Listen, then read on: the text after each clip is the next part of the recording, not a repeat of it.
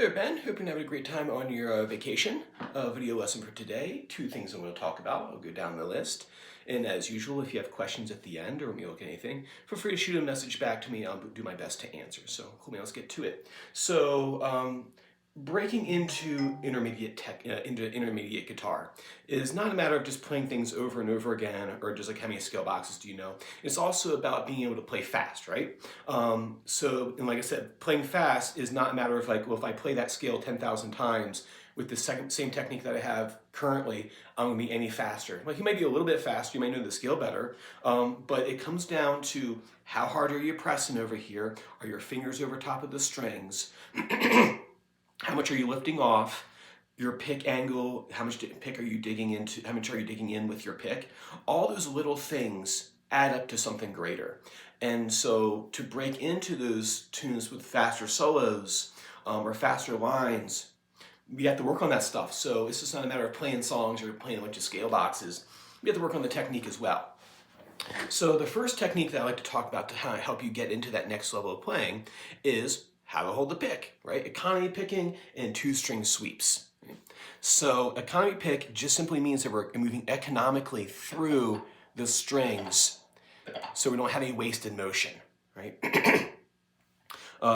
So the way I have the pick is I'm holding very relaxed. There's two kind of schools of thought on how to hold a pick that I'm aware of. One is kind of coming in at an angle with a pick. You'll see a lot of shred metal guys do this. Other one is the Allan Holdsworth kind of thought is a parallel pick moving through the strings. I practice both. I favor, like as a player, you should be able to do both things and then just make a decision after the fact of what you'd like to do. What I've done is I like to use the Allan Holdsworth flat pick approach. That's what I'm going to show you. So, like I said before, if you see players playing like this really fast, that's a school of thought, that's a school of playing, but I don't usually start there. Like if someone wants to do that, we kind of look at that separately after the fact. So the first thing is how hard you're holding a pick. Pick up a piece of paper. That's how hard you hold the pick, is if you're holding a sheet of paper. Right? And then what you do is you have the pick completely flat and level with the strings. Right? I don't want to have any angling on the pick. I want to be on the knife's edge of the pick. That's why I like these pointy picks right here, because it's less surface area for me to push through the string.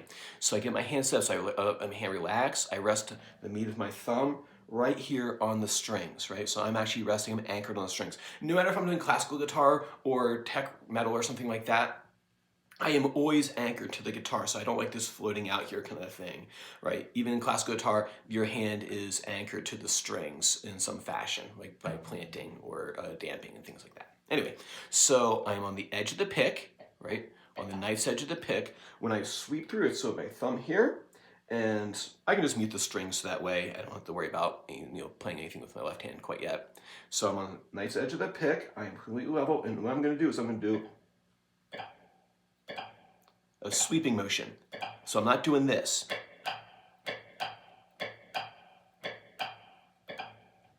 Notice where that motion starts from, right? Back here.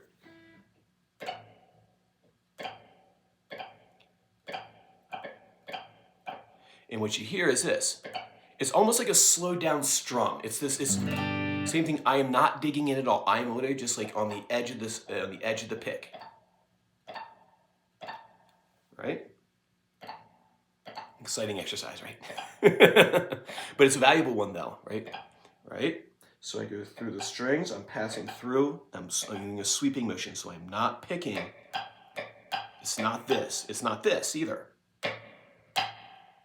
Thud, thud, thud, is it? It's literally a sweep through two strings.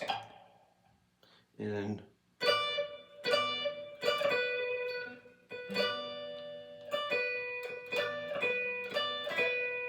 if you look on here, you see the little hurl. I've tabbed out like a small little exercise to do. If you look above the numbers, you'll see so like it looks like a hurdle. That's a down picking motion, right? And then the caret is the up picking motion. The pick should be level in both directions.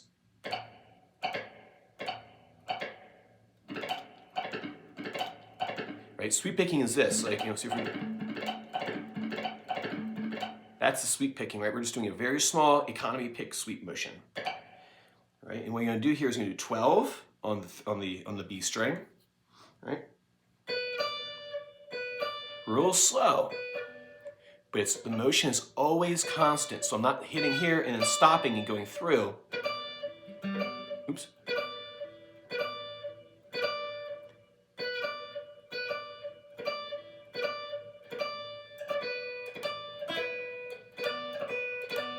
There we go.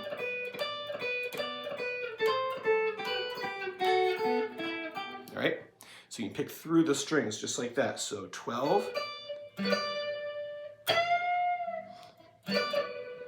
Sounds familiar. That's what David Gilmour does in the end of the first line of the Money solo. So he sweeps through.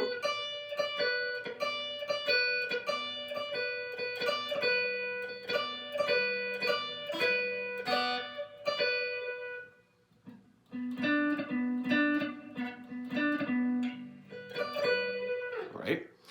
Practice that technique.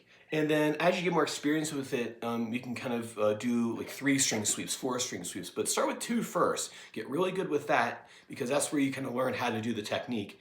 And then after some time, then you start moving on to other strings, right? Cool, so work on that for me. Next thing is soloing technique, double stops. Gilmour does this at the end of the solo, but it's something that we can kind of play around with the boxes. So I've taken the way here to tab out the box 5, box 1, box 2, double stops. So double stops are played on adjacent strings. There's another technique called country 6 that he also uses that sound pretty neat. Like that sound right there. All right. So that's another technique, but double stops is where we should start first. And what you're simply doing is just playing, say if I play box 5, B minor pentatonic.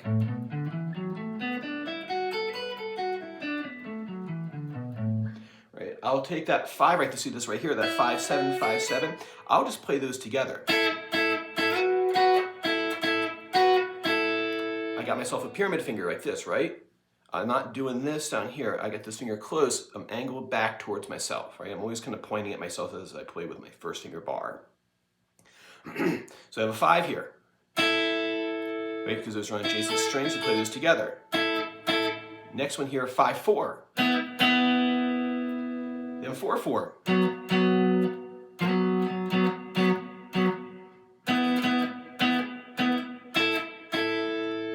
I go into box 1 here, 7th fret. 7, this one's pretty straightforward and easy.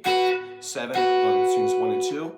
7 on strings 2 and 3, and the same thing on strings 3 and 4. So all we're doing is just taking the notes of B minor pentatonic on adjacent strings and playing them at the same time in unison.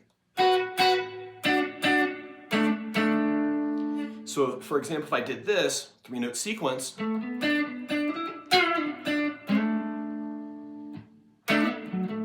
Hendrix does this all the time, man. He like, it's surprising when he's not doing it. It's how often he does it.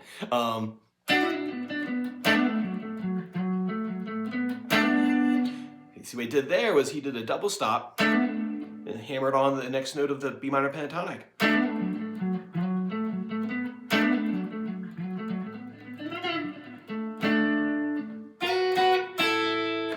Right? Go into box 2.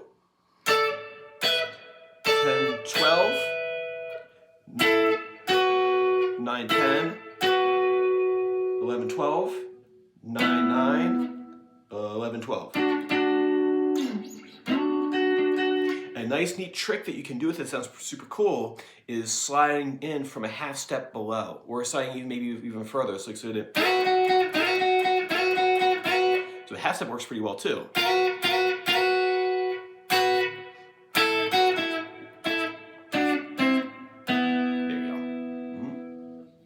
So what I would do with this is take, say, like some sort of sequencing pattern with our rhythm guide.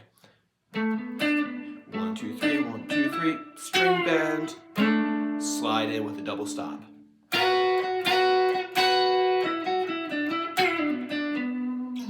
Right, so if I put the backing track on, oh, there it is.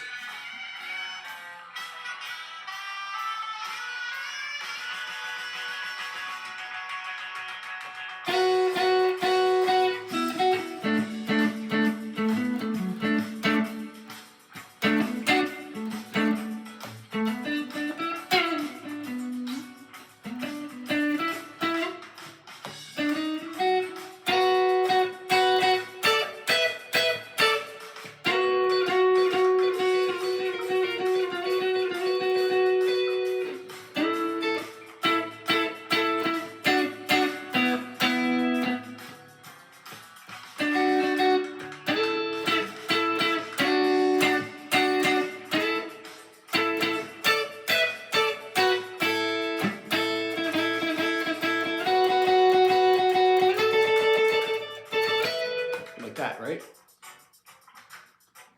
So there, I was sliding into those double stops, and I was kind of throwing in some of the 3-note sequence stuff or the sequencing patterns in addition to that. So it's a fun technique to play with. Like I said, it has a lot of implications as to like playing